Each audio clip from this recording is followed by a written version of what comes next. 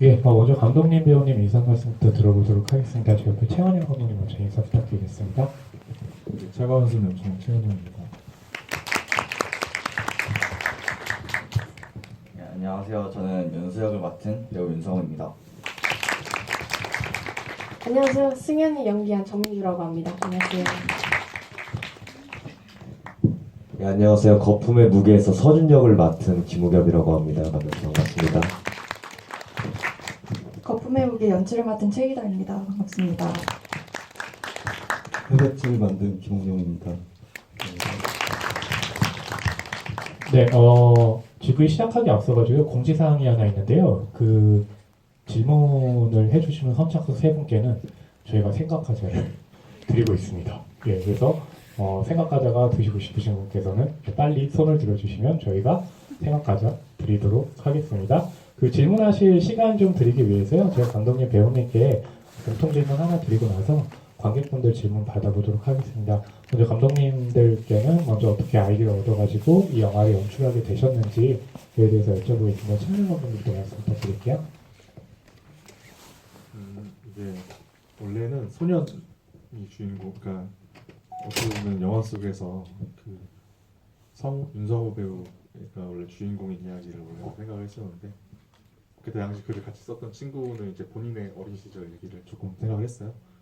같이 이렇게 글을 쓰다가 이제 뭐 최종 결과물이 이제 지금 나오는 시나리오로 이제 해서 연출까지 제작전도 받기도 하고 뭐 그렇게 해서 진행된 작품.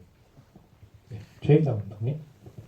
네, 저는 2019년에 드로잉을 하나 했었는데요. 계속 떠오르는 장면이 있어서 그 장면이 뭐였냐면 몸무게 위에 이제 두 사람의 발이 올라간 장면이었어요. 그래서 그 장면이 계속 씻기지 않고 있다가 마침 학교에서 계속 졸업하라고 하길래 언젠가는 이 장면을 가지고 이야기를 써야겠다. 이 장면에서 이 인물들이 뭘 하고 있는지 궁금하다 생각을 했는데 이제 마침 딱 기회가 되어서 그 장면에서 출발한 이야기가 되었습니다. 네. 네, 김홍현 감독님. 이주 노동자 센터에서 일을 하면서 거기서 만난 사람들하고 같이 알게 됐고, 그래서 제가 강사로 일을 했는데 그 사진 만들고 영화 만들고 그런 수업이었는데 그걸 하면서 이야기가 생각났고 이렇게 만들게 됐습니다. 네, 그 배우님들께는요 시나리오를 보고 좀 어떤 인상을 받았는지 그리고 맡으신 캐릭터를 위해서 좀 어떻게 준비했는지에 대해서 여쭤볼게요. 윤성호 배우님부터 부탁드리겠습니다. 저는 시나리오를 보고 되게 제가 이런 역할을 처음 맡아봐가지고 막 전환되는 역할이 처음이라서 되게 흥미롭게 느꼈던 것 같고요. 제가 이 역할을 어떻게 준비했냐면 원래 제가 좀 인기가 없어요 학교에서. 네. 그런 얘기까지는 안 하셔도. 그거를 좀 잘 살려서 했습니다. 네, 감사합니다. 네, 정민주 배우님. 저는 시나리오 처음 읽고 나서 재밌다는 생각을 우선 했고요. 그리고 공동묘지도 제가 저렇게 된 곳을 처음 가봐가지고 네, 되게 떨면서 갔던 기억이 있고요. 준비할 때도 원래 오빠랑 아는 사이여서 네, 되게 다른 작품들보다는 편하게 준비할 수 있었던 것 같습니다. 김우겸 배우님. 네, 저는 되게 충격적이었어요. 충격적이고 좀 신선했고 시나리오를 보면서 이 캐릭터를 신선해서 재밌었거든요. 근데 이 신선한 이야기를 어떻게 하면은 제가 제 스스로를 이렇게 잘 설득시켜서 이야기를 만들어갈 수 있을까 그런 생각들을 되게 많이 했던 것 같아요.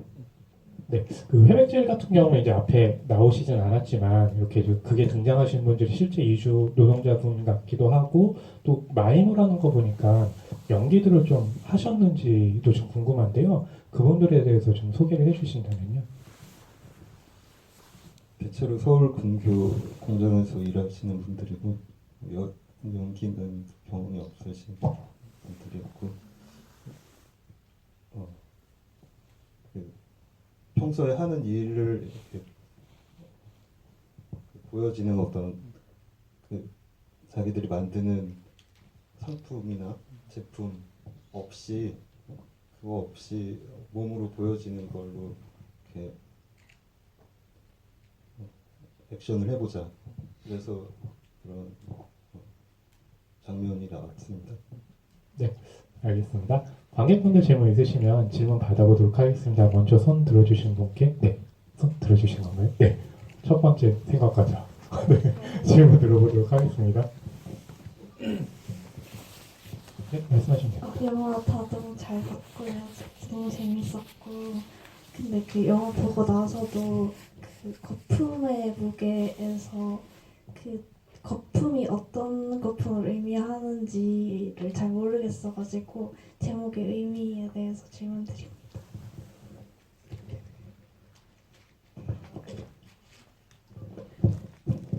아까 전에 그 드로잉 얘기를 했었는데요. 그 그림을 그렸을 때 직감적으로 이 장면이 몇 년 전에 제가 실제로 겪었던 사건에 관련된 거라고 좀 직감이 됐어요.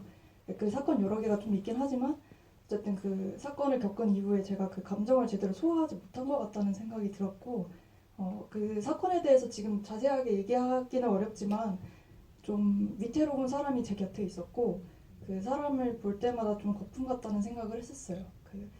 왜냐하면 좀 지나치게 가냘프고 아름다운데 내가 확 고개를 돌리면 없어져 있을 것 같은 좀 그런 되게 위태롭고, 단어가 지금 정확하게 생각나지는 않지만 좀 가볍고 아름다운데 지나치게 사라지기 쉬운, 그래서 그런 의미에서 좀 거품이라고 생각했었고요.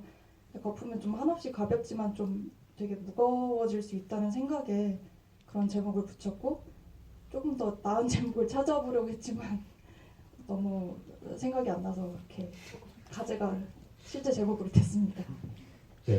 이 질문 같은 경우는 뭐 차가운 숨도 그렇고 회백질도 그렇고 같이 지금 해당하는 질문인 것 같아서요. 그 두 분 감독님께도 제목에 대해서 좀 여쭤볼게요. 먼저 최한영 감독님부터 말씀 부탁드리겠습니다. 일단은 그 시나리오 쓰기 전에 그냥 차가운 숨이라고 써놓고 화내시는 건 아니죠? 써놓고 이제 언젠간 써지겠지 하고 2달 정도 묵혀놨다가 이제 내용 그 다음부터는 이제 시나리오 내용을 신경 쓰니까 제목을 생각 안 하고 있다가 후반까지 와서 이제 바꾸려고 한 물어부터 바꿔. 뭐 이거 100일로 바꿀까? 막 이런 식으로 했었는데 어떻게 하다 보니까 차가운 숨으로 이제 여성대 영화제에서 릴리즈가 되고 못 바꿔가지고 근데 이제 굳이 의미를 찾자면 마지막에 이제 우리가 피가 식는다고 하잖아요. 그러니까 이제 뭐 누가 더 나쁘고 속이고 뭐 이런 문제가 아니라 사춘기의 아이들 문제에 좀 관심이 많아요. 근데 이제 마지막에 그 민주 배우 하는 승연의 어떤 피가 식는 그 한숨 같은 것들 그런 것들도 좀 담을 수 있을 것 같아서 뭐 그렇게 맞춰봤습니다. 다음에 시나리오 쓰실 때도 제목부터 먼저 쓰실 생각이신가요? 이게 그러니까 좀 멋있는 제목을 좀 하고 싶은데 사실은 이제 제목보다 내용을 더 이렇게 많이 생각하다 보니까 그냥 이런 식으로 뒤늦게 맞추는 경우가 좀 많아요. 알겠습니다. 김홍경 감독님께도 같은 그 제목의 의미에 대해서 좀 여쭤볼게요. 저는 반대로 다 만들고 제목이 생각이 났고, 뇌의 한 부분을 그레이 메탈 회역질이라고 하는데 이렇게 열어서 머리를 열어서 이렇게 찍어보면 회색으로 이렇게 남아있는 부분들을 가리키는 말이지만 그게 좀 미결정된 어떤 상태 그런 말을 떠올릴 수 있을 것 같기도 하고, 제가 편집하면서 그 어떤 단어가 생각이 났고 그렇게 해서 지었습니다. 네, 알겠습니다. 또 질문 받아보도록 하겠습니다. 손 들어주시면 저희가 마이크 가져다 드리겠습니다. 여기 계신데요. 네, 질문 받아보겠습니다. 다시 한번. 네. 안녕하세요. 우선 다들 작품 너무 잘 봤고요. 저는 차가운 숨 작품 관련해서 궁금한 점이 있는데 그 사춘기 소년이 자기 친구들도 그렇고 자기 여자친구도 그렇고 자기 엄마의 무덤으로 데려가잖아요. 근데 제가 보면서 조금 약간 어떻게 보면 공감이 좀 안 갈 수도 있었던 게 사춘기 소년이니까 오히려 뭐 엄마의 죽음에서 상처를 받을 수도 있지만 사춘기 소년이니까 더 친구들에게 숨기고 싶고 나는 엄마가 있는 척 하고 싶고 이랬을 것 같다는 생각이 많이 들거든요. 그래서 유독 이 인물이 뭔가 엄마한테 더 애착이 있다던가 하는 그런 전사를 생각해 놓으신 건지 이 인물을 엄마에 대한 관계를 어떻게 생각을 하셨는지가 궁금합니다. 감독님 이야기도 듣고 윤성호 배우님도 좀 어떻게 연기했는지도 같이 얘기 드리면 좋을 것 같은데요. 네. 예.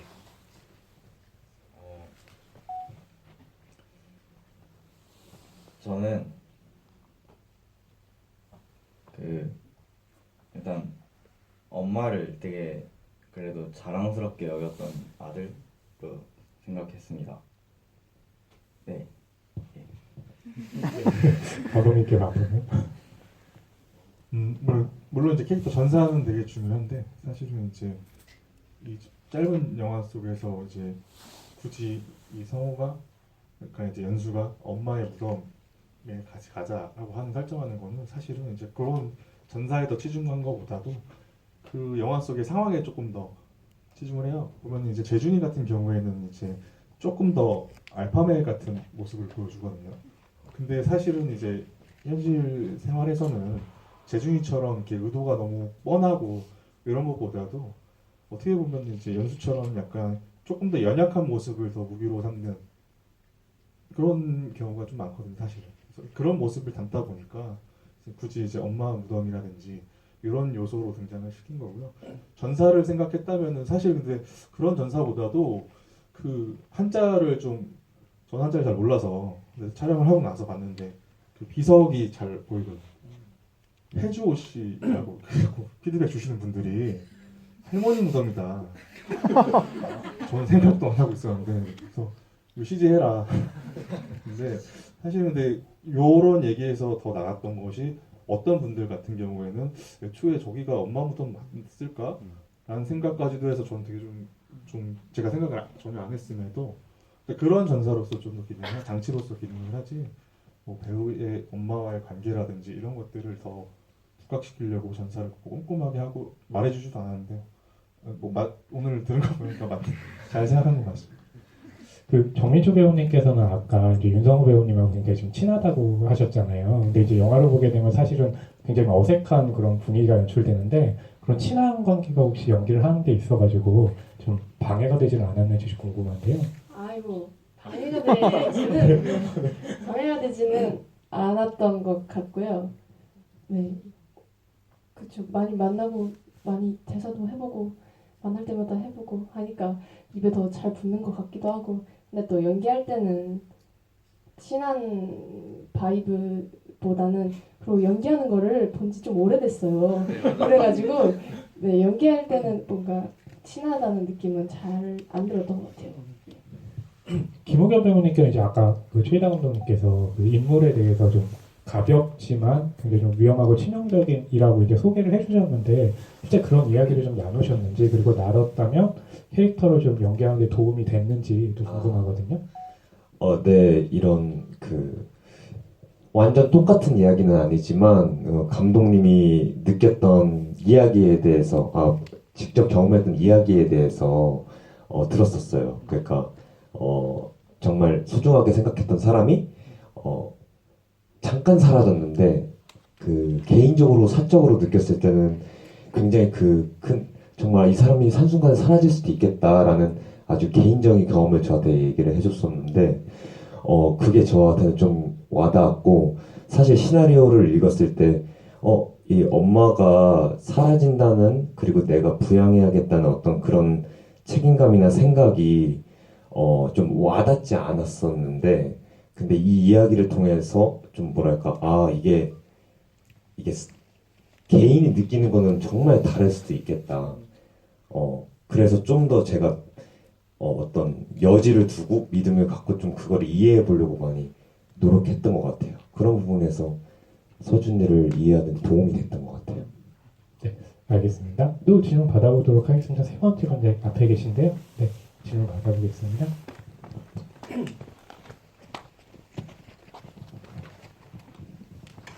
헤릭트 감독님 질문인데요. 그 콘크리트처럼 생긴 그 사람의 이미지는 어떻게 그 이야기가 이어지게 됐는지 좀 궁금해서요. 처음에 생각했을 때 떠나야 했던 사람들하고 다시 돌아온다는 이야기, 간단한 이야기로 시작을 했고 촬영을 계속하고 이제 편집하는 과정에서 이 사람들이 그러니까 이주 노동자 어디서 떠나온 사람들이 있고 거기가 제가 일했던 곳이 마침 그 1986년도에 대규모 철거가 있었던 곳이었고 그 근방이었고 그런 것들이 이렇게 중첩되면서 상상 속의 집을 생각했어요. 그래서 이 몸들이 모여서 집이 되는 그런 과정 그거를 생각하고 만들었고 기술적으로는 3D 스캔으로 이렇게 구현을 했고 그렇습니다. 네, 또 질문 받아보겠습니다. 저희가 생각가저로 이제는 더는 드리지 못하지만 네, 그래도 질문이 있으시면 네, 받아보도록 하겠습니다. 손 들어주시면 마이크 가져다 드리도록 하겠습니다. 네, 상품이 없어서 질문을 안 하시는 건 아니시겠죠? 그러면 제가 그럼 질문을 좀 하나 좀 더 드리고 나서 관객분들도 질문 받아보도록 하겠습니다. 그 거품의 무게도 그렇고 차가운 숨도 그렇고 그 집이라는 공간, 그러니까 거품의 무게는 집이라는 공간이 굉장히 중요하고 차가운 숨은 이제 묘지라는 공간이 중요한데 그런 집 같은 경우 로케이션은 좀 어떤 방식으로 이루어졌고 또 묘지 같은 경우 촬영 그 허가를 받는 게 쉽지는 않을 것 같은 생각이 드는데 거기에 대해서도 좀 같이 여쭤볼게요. 먼저 최희나 감독님부터 말씀 부탁드리겠습니다. 저는 그 촬영 감독님이랑 촬영회의했을 때가 생각이 나는데 미술 감독님한테도 똑같이 요구를 했던 게 집이랑 집 밖의 서준은 굉장히 다르다. 그러니까 이 집 안이랑 바깥에 촬영할 때도 미술적으로도 저희가 가능한 프로덕션 조건 안에서 조금 다르게 했으면 좋겠다 요구를 드렸었어요. 그래서 뭐 진짜 간단한 거지만 의상도 조금 더 바깥에서는 컬러풀하게 입었으면 좋겠고 그런 식으로 좀 차별점을 두려고 했고요. 저는 그 집 안이 좀 시간이 멈춘 듯한 공간이면 좋겠다는 생각을 가지고 색 보정도 되게 차이가 덜 하도록 그렇게 좀 진행을 했던 것 같습니다. 어쨌든 이 서준이라는 친구가 그 집 안이랑 바깥의 생활만큼 좀 자기 내부에서도 어떤 격차를 느끼고 있기 때문에 그게 좀 공간적으로도 느껴지길 바랬었어요. 일단 묘지 구하는 팁 말씀하시죠. 팁은 아니고요. 네, 요즘 그 허가를 받는 게 어렵진 않았을까 하는 부분까지 이거 좀 여쭤볼게요. 일단은 그 구글 네이버 지도로 무덤을 다 찾아봤고 한 40몇 군데 찾아봤는데 그리고 이제 화성까지도 한번 가기도 했어요. 촬영 화성에 까먹었는데 이제 바로 앞에 아파트 단지가 있고 무덤이 이렇게 버려진 무덤들이 많은 곳인데 촬영 여건상 이게 너무 어두워서 거기는 이제 너무 안 좋았어요. 그 비슷한 곳들을 이제 경기도권으로 다 찾고 그 중에서 계속 추리고 몇 군데 갔다가 이제 한 10군데 정도 되니까 이제 딱 나눠지더라고요. 이게 시에서 운영하는 묘지가 있고 아니면 이제 종중에서 하는 그런 무덤들이 있었는데 저거는 이제 시에서 운영하는 거여서 그냥 허락을 맡았고요. 그냥 이제 담당 공무원 그랬던 것 같은데. 말하자면 TV라고 한다면 중중에 있는 지는 좀 어렵고 시청적으로 접근해라라고 이렇게 좀 이해하면 되지 않을까 싶네요. 질문 있으시면 질문 하나 정도 더 받을 시간이 있는데요. 질문 받아보도록 하겠습니다. 없으시면 저기 가운데 계신데요. 질문 받아보겠습니다. 저는 세 분의 배우분들께 질문을 하고 싶은데 영화가 끝나고 나서 어떤 이야기가 이어질지 배우분들은 무슨 생각을 하셨을지가 궁금해요. 연수랑 승현이는 다음날 학교에서 만났을 텐데 어떤 대화가 오갔을지 이런 게 궁금하고 서준이는 그 약봉지 숨겨놓은 거를 이제 먹었을지 아니면은 뭘 어떻게 했을지 유학은 갈지 나중에라도 미래 어떻게 배우분들이 좀 그림을 그리셨는지 궁금합니다. 김우겸 배우님부터 말씀 부탁드릴게요.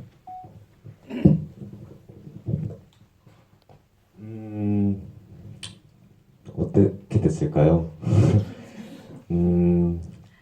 제 생각으로는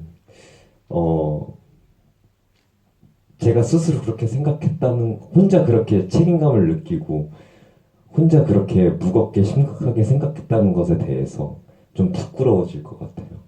그래서 엄마가 밥을 차려주잖아요.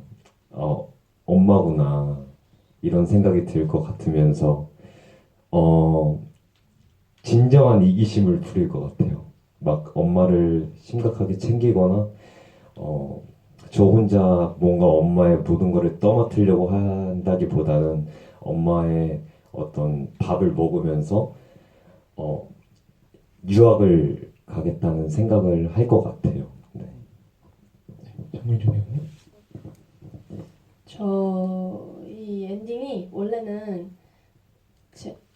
그 연수가 있으면 승현이가 이렇게 가서 눈을 마주치잖아요, 마지막에. 근데 원래는 그 승현이가 구석에서 몰래 듣다가 끝나는 거였나 그런 거였거든요. 근데 극 중에서 승현이 성격 때문에 그렇게 바뀐 걸로 알고 있는데, 그런 것처럼 뭔가 학교에서 만나도 피해 다니진 않을 것 같고요. 만날 때마다 기분 나쁜 정도 되지 않을까 네, 싶습니다. 저 같은 경우는 연수는 일단 되게 더 기분이 좀 더 가라앉고 뭔가 미안한 감정이 되게 많을 것 같고요. 그리고 한편으로는 어떻게 생각하면은 제가 승현이가 뭐 때문에 화가 나고 뭐 때문에 그런지 모를 수도 있으니까 진짜 의아해한다? 그런 느낌도 있을 것 같고 되게 여러 가지 감정이 들면서 뭔가 되게 나름대로 힘든 시간을 보낼 것 같습니다.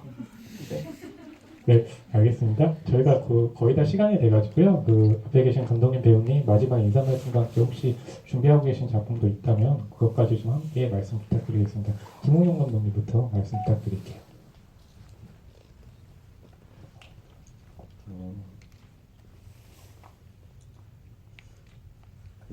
지금은 보이지 않는 어떤 것들이 어떻게 다시 돌아오는지에 대해서 계속 작업을 하고 있는데, 그와 관련해서 이번에 어떤 경계선 접경 지역과 관련한 작업을 구상하고 있습니다.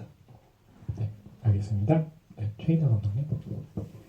저는 이번 서독제에서 크리에이티브 랩 기획개발 프로그램도 같이 맡고 있는데요. 그래서 며칠 뒤에 다시 피칭을 하러 갑니다. 그리고 거품의 무게와는 전혀 톤 앤 매너가 다른 장편 작품을 아마 피칭을 하게 될 것 같고요. 그리고 짬을 내서 홍보를 하자면은 16일, 17일에 인디스페이스에서 하는 프로그램이 있는데 벽을 해킹하는 프로그램이 있고요. 거기서 기획을 맡아서 재밌는 작품을 많이 트니까 기회 되시면 놀러 오시면 좋겠습니다. 감사합니다. 김우겸 배우님. 네, 되게 오랜만에 영화제에 오는 것 같아요. 특히 단편 영화를 섹션으로 이렇게 보는 게 너무, 저도 관객으로서 너무 재밌게 봤고, 이렇게 끝까지 얘기 들어주셔서 너무 감사하고, 저는 계속 이제 계속 꾸준히 똑같은 일을 할 것 같아요. 연기 열심히 하고 그렇게 여러분들께 인사드릴 것 같고, 사실 지금 저 양말복 선배님 오셨어요. 네. 저기 계세요. 어디 계시죠? 네, 저희 엄마 앞에 네. 양말복 선배님이십니다. 네, 그렇게 해서 인사드리겠습니다. 감사합니다. 네, 감사합니다. 정민주 저도 제가 제 영화를 정말 못 보는데요. 다른 영화들 보는 거 오늘 너무 재밌었고, 그리고 제 작품도 재밌더라고요. 보니까 다시 보니까 네. 아무튼 그러고 네, 엄청 재밌었고요. 딱히 준비하는 거는 제가 요새 학교에서, 저희 학교가 이제 기말고사 끝나가지고 뮤지컬을 해요. 학교 내에서. 그래서 그것만 열심히 하고 있습니다. 저는 저희 영화는 다 밤신이에요. 그래서 처음에 묘지 딱 나왔을 때 진짜 무섭겠다 이랬는데 그 승현이랑 민주랑 같이 하면서 그때는 괜찮았는데 저 혼자서 핸드폰 플래시 틀고 찾는 장면 있잖아요. 그 장면에서 엄청 무서운 거예요. 막 옆에 발걸음 소리도 들리고. 근데 스태프분이셔서 다행이다 했고요. 네. 그리고 이렇게 민주랑 작품하는 건 두 번째지. 그래. 두 번째고요. 그래서 되게 좀 더 재밌게 잘했던 것 같고. 그리고 네, 이제 제가 다음번에 할 일들, 작품들 좀 소개하자면, 예, 수사반장이라고 이번에 다시 나오는 드라마가 있어요. 네, 거기서 이재현 배우님이 어릴 적 이걸 나오는데 잘 찾아보시면 있을 거고요. 그리고 아직 방송사는 확정이 안 됐는데 국제중학교 학생으로 나오는 드라마가 있습니다. 영어 오디션을 봐서 했고요. 네. 근데 좀 제가 영어를 잘 못해가지고 좀 고생할 것 같고, 그래도 네, 제가 영어를 처음 써봐가지고 촬영장에서 네, 되게 좀 긴장이 되고, 아무튼 다 재미있게 봐주시면 감사하겠습니다. 감사합니다. 이제 서울대 여성영화제 이후로 이제 공식 영화제 상영 있는 영화제는 이번이 처음인데요. 그래서 영광이었고, 그리고 앞으로는 이제 사실 뭐 기약은 없는데 그냥 이제 민주랑 성우가 좀 더 유명해지기 전에 한 작품 더 하자고 맨날 얼굴 볼 때마다 얘기하고 있는데요. 아마 두 친구나 이제 가빈이, 우빈 배우 오늘은 안 하는데 이제 이 친구들이랑 또 작업을 좀 하고 싶다는 생각이 좀 자꾸 들어요. 그래서 이 친구들 어떨지 모르겠지만 제가 노력해서 그런 생각만 막연하게 좀 갖고 있습니다. 사실. 좋아요. 하기로 했습니다. 네. 여기서 합의로 이루어진 이 중요한 순간을 목격하셨습니다. 네, 이렇게 끝까지 잘 해주셔서 감사드리고요. 하나 공지사항 말씀드리면 앞에 계신 감독님, 배우님들 퇴장 도와드리고 나서 관객분들도 퇴장 도와드리도록 하겠습니다. 예, 끝까지 잘 감사드리고요. 앞에 계신 6분께 큰 박수 부탁드리겠습니다. 감사합니다.